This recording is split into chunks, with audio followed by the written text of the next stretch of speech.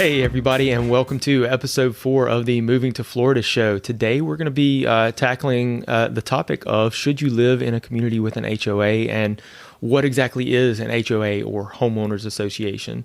So I went to the website lawyers.com for the super interesting topic of what is an HOA.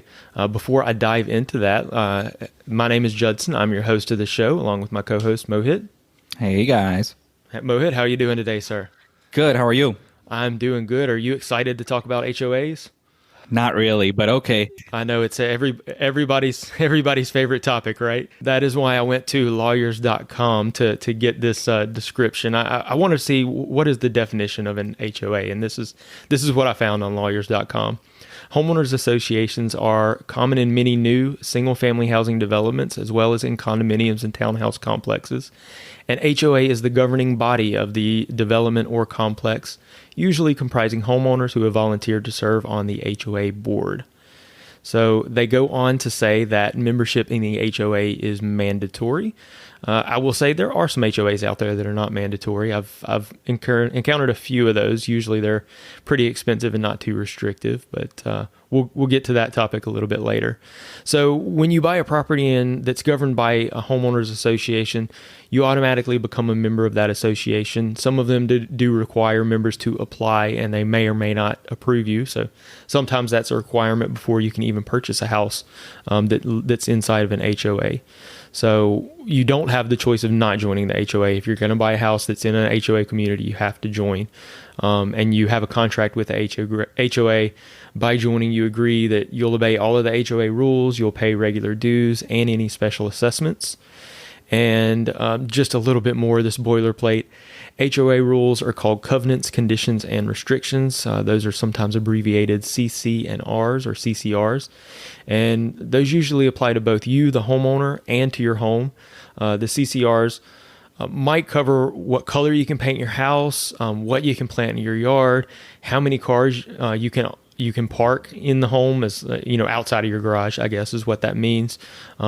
Sometimes they'll determine if you can own a pet or not. Some HOAs don't allow pets. They'll determine if you can rent your property or not. So there are a lot of possible restrictions to owning a home that's governed by an HOA. Now these rules differ between different communities. They're all different. So let's just dive into that and talk about it, Mo. What do you say? Let's go for it. I know we both live in HOA communities. I know you live in the Winter Garden area as well as I do, and I live in a HOA community that takes care of lawn maintenance included in my HOA, irrigation that's included in my HOA, pool maintenance. We have a gym. We have like 4 different parks. We have like 3 different pools. So it is quite expensive in the neighborhood that I live in. I think I pay close to $190 per month, and there's 7 phases. So they have to make sure all 7 phases are maintained. Trash is being picked up. The streets are paved, and the parks are maintained, the pools maintained, and so on and so forth. And they do a lot of programs for us.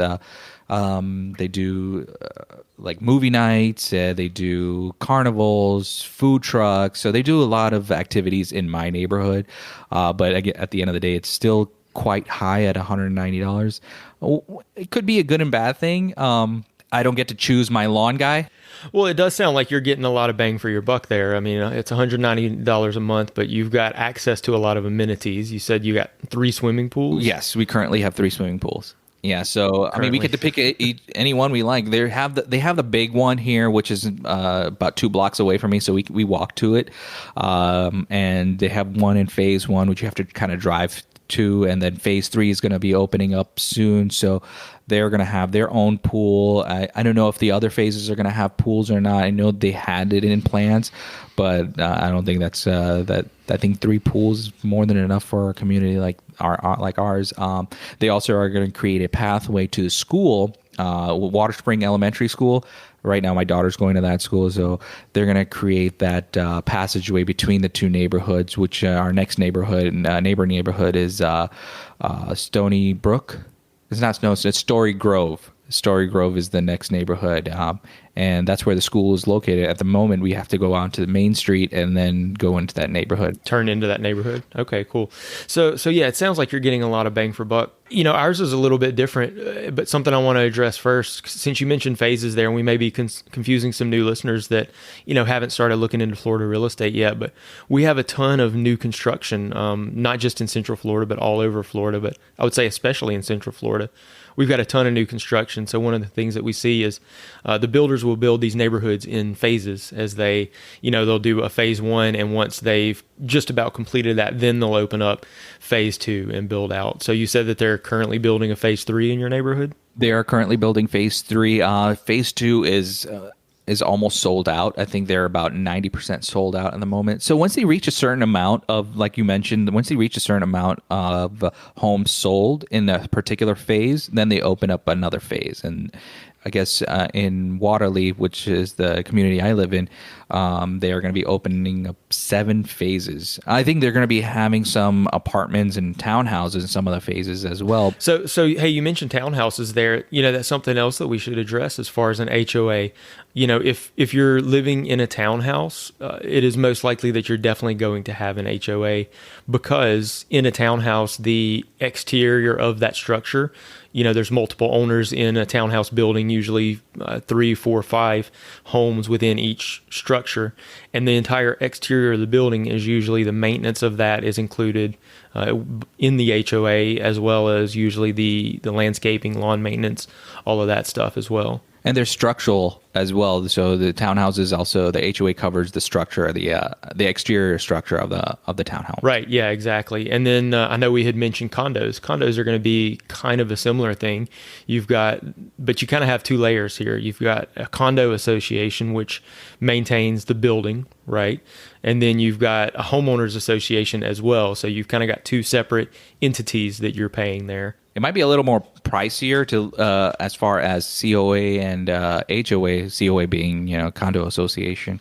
It might be a little more pricier, but usually that means the value of the home or the value of the condo is a little lower, so it balances off that way. Right. Yeah. Typically, say if you take something that's the same square footage, maybe a smaller single family home versus a kind of normal 3-bedroom condo, say they're the same in square footage, the condo usually is going to sell for less, depending on location. If it's overlooking the ocean in Miami, it's going to be more, but your condo fees do tend to be higher. I don't think I've ever seen a condo association where combined the condo and the HOA was less than, say, $300 a month. Yeah, those are rare finds if you find one less than $300. Yeah, and common for them to be 500, 600, 700 as well. Yeah. Again, I think that does depend on location some too. Correct. Like you mentioned, if you go down to Miami, which is predominantly condos down there, Miami, Fort Lauderdale, those areas, you'll see condo, prices a lot higher than, single family homes, because they're everywhere. So I mentioned that our neighborhood is a little bit different. The neighborhood I'm in is completely built out. This neighborhood was built about 11 years ago. So completely built out. It is a smaller neighborhood. We've only got about 450 houses, and our HOA is pretty reasonable. It's $45 a month. It's actually 100. Yeah, it's 135 per quarter. So we pay it quarterly, and it's 135. But look, we don't have swimming pools. I've got to pay a yard guy to come and do my yard. I think you get to pick your guy. That's right. I did get to pick him, and I tell you, up until this spring, he was me. Well, that's one plus point, that when you are in a HOA that doesn't take care of lawn or has a smaller HOA amount like yours, is that you get to do it yourself. Some people love to do their own lawn and sure, bed their own flowers and whatnot. Yeah, for sure. Yeah, some people do like to do that, and but you also end up with this aspect. We've got some homes in our neighborhood that are, the home's beautifully maintained, the lawn is maintained, all of that. But then we've also got some that, it's June or July, and it looks like they haven't mowed since January. Unfortunately, you just end up with those.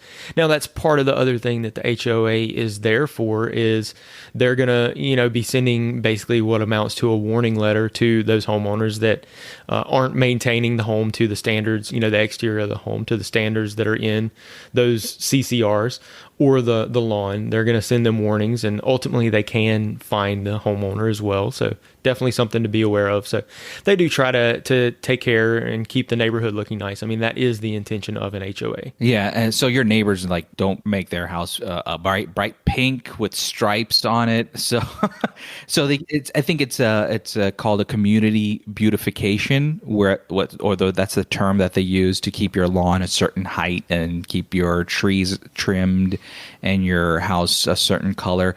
If you do decide to paint your house, though, if you want to change your color, you can only use the color that's in their palette, the HOA's palette. That's right. So you may only have to choose maybe 4 or 5 colors, or they may have a bigger palette where they have 15 or 20 colors. Yeah, so I have a fun story with that. We needed to paint our house here in Florida. The weather does do some work on the houses, so you do have to paint every 8 to 10 years or so. So we were kind of coming up on time to paint ours, and we found that the approved colors were somewhat restrictive. And hey, if I'm being honest, they were all almost the same color. There was like 8 different shades of brown. There was one gray. There were actually 2 named gray, but one of the grays was actually brown, in my opinion.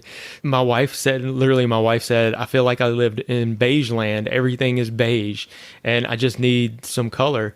So we found out from our HOA, they said, well, you can request a different color and maybe we'll approve it and then you can paint it. So we got to looking at it and we really wanted to paint it like this really pretty shade of kind of a dark blue. And I mean, looking at the architectural design of our homes, we went, it's going to look really good. I even went to like Sherwin-Williams, and on their website, you can go and pick the color, take a picture of your house, and it'll kind of give you a good idea of what that's going to look like on your house. So yeah, we did that, submitted it to the HOA, declined. Okay, well, so we went, well, maybe if we went a little tamer on the shade. We did this like 3 times, and they finally came back and said, well, look, I think it was one of the HOA board members was like, hey, I know they said you can request and maybe we would approve it, but we're kind of short on architectural review board people right now. It's just one of the ladies that's a board member is doing it, but we don't have anybody to do that. So she's just declining everything. So my wife ended up going, well, I have a solution. And she volunteered for the architectural review board for the HOA. And the architectural review board that's the person or the board that basically says, yes, you can paint your house this color, or no, you can't. She did find that it was a little more restrictive. They were still not allowing us to do just, whatever color. She wasn't able to, well, I'm the one in charge now and I can do this. But what she did is we ended up going to Sherwin-Williams and got new colors approved for our entire neighborhood. So they selected like 10 color schemes. They have somebody, a professional at Sherwin-Williams that does this. They selected color schemes that would fit the architecture of our neighborhood, and we had it approved at a meeting. And so now we actually have some new colors. Ultimately, we didn't get that original blue color that we wanted, but we did request that one of them be a blue. We have a couple more gray options. We got input from neighbors. People wanted a little more color, so we weren't quite so drab with just everything being a shade of beige. So yeah, we've got some pretty new colors now, and blue. We currently don't have the only blue house in the neighborhood. I heard that somebody else is going to be taking that color and running with it too. But hey, man, I tell you, at one point, my parents, when they were coming to visit, pulled into the wrong driveway because they're like, the houses just look too much alike, right? Yeah, so we don't have that problem anymore. But yeah, that's kind of one of the things you run into with an HOA is, they can be restrictive on stuff like that. So if you're considering, hey, I want to be able to do whatever I want with my house, then maybe an HOA is not the right option for you, and you want to find something that is outside of an HOA. So that's definitely something to be aware of. And we do have a lot of communities that don't have HOAs in them. So, if that's something that you guys want to do and have less restrictions or the least amount of restrictions, because you still have city restrictions that we have to follow. We still have permit codes that we need to follow. Right. Yeah. So like a building code or things like that. The city is still concerned with if your grass is 3 foot tall and you're inside of inside of the city, you're still going to have an issue with that, HOA or not. But they can't necessarily, I think, determine what color you can paint your house. Right. Correct. And I know there was a thing that went around, I don't know, about 6 months ago. You mentioned painting your house pink. There was this guy that painted not only the walls of his house pink, but the roof, the trim, the gutters. It was all solid pink. Did you see You can this? see it from space. Yeah. Did you see this? No, Do you know I what I'm did not. talking about? So, I mean, everything was pink. Literally, the roof was pink. It was all the same shade of like this really bright bubblegum pink. And the quote from the article, the guy was like, "It's my favorite color. There's no HOA that tells me I can't do it. So True. So what? I'm going to do it." And it was, and I mean, I just can't imagine like, waking up to that. That's the house that you're looking at across the street or something like that, So that there's kind of upside and downside to being in a community with HOA. Right. So let's just like you mentioned, waking up and seeing that. So then you want to consider moving into a neighborhood that has an HOA. And so I know you mentioned that your neighborhood has a lot of amenities. You've got the pools, you've got like walking trails. I see some communities that will have dog parks. Yes. That's becoming a lot more popular these days. A lot of communities will have a fitness center now, so you don't have to have a separate gym membership. So that's a cool one. What other kind of amenities do you see in these HOA neighborhoods? Now they have tot parks for toddlers. Yeah, that's actually, I didn't mention that. That is really about the only amenity that our HOA has. So, I mean, in a sense, for $45 a month, we're not getting a lot. I think we're getting, somebody that is making sure that the neighborhood is maintained as far as, the houses and all of that. Because, again, when we do have, somebody that's not taking care of their home, it does get addressed. Sometimes it takes some time because it has to go through the appropriate legal channels. But we do have a playground, and we have 2 entrances to our neighborhood. Both entrances are very pretty. I mean, they change out the flowers like at least a couple of times a year. It seems like every season they redo them. They put up some Christmas lights at the entrance and stuff like that. So we're getting a little bit there. And sorry, I cut you off. You mentioned tot lots, I think is what they're calling them now, right? That's what they're calling the playgrounds. Yeah, little tot lots. Yeah, little tot lots. But they do a lot of stuff for the kids in the neighborhood now because we both live in family-friendly neighborhoods. There are some neighborhoods that are 55 and up, 55 plus neighborhoods. Those neighborhoods have different HOAs. So I don't know if you've ever worked in a 55 plus neighborhood or sold a home in there. Yeah, I've sold a couple of homes in 55 plus neighborhoods. I think for the most part, just about every 55 plus neighborhood is going to be an HOA.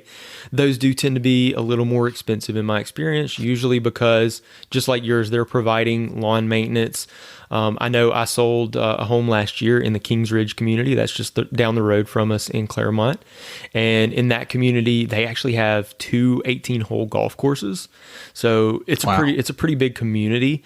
Now, I think the golf membership is separate, but, living in the community, you do get some sort of discount on it. They've got, huge community center, 2 or 3 swimming pools there. And in that one, they do the lawn maintenance, but they also pressure wash the houses every like 2 or 3 years. They come so they actually clean the exterior of the houses. And I think it's every 6 years they actually repaint the house. So that is included in those HOA dues. Yeah. Now they're paying for them. I know it was over $300 a month. It was, $360 or something like that, I think. Yeah, but they cover a lot. Now another note on that one, that is a gated community as well. So something else that you're going to see is in a gated community, the HOA is higher. And the reason for that is if it's a gated community, then the roads are considered private and not public. Right. Therefore, the community, the HOA, has to pay for that road maintenance. So that's another reason that you see, higher dues there. Yeah, like you mentioned, they're private roads as well as the maintenance of the gate because you don't want your gate to be broken every 2 weeks. And I've noticed that in some of the older neighborhoods that have gates, their gates would be broken for about a week or 2. But I mean, you're paying for it, so you're gonna if you live in that neighborhood, you're gonna definitely request that to be fixed as soon as possible. But going back to something that you mentioned that your wife jumped onto the board, the Architectural Review Board. Yeah. So if there's something that you want added on and the HOA denies you for any purpose, you can always join their board and make the changes within. So if there's something that is in reasonable situations, reasonable things that you want to add into the neighborhood, go ahead and join the boards, join the committees, go to the meetings, voice your opinion. HOAs love that. Yeah, they like people coming to the meetings for sure, and they're always looking for volunteers, because I can tell you it is not an appreciated position. Now, what she's doing is just approving things as they come in, as long as they're within the guidelines, and she does have a little bit of leeway now that she's been doing it for a little while.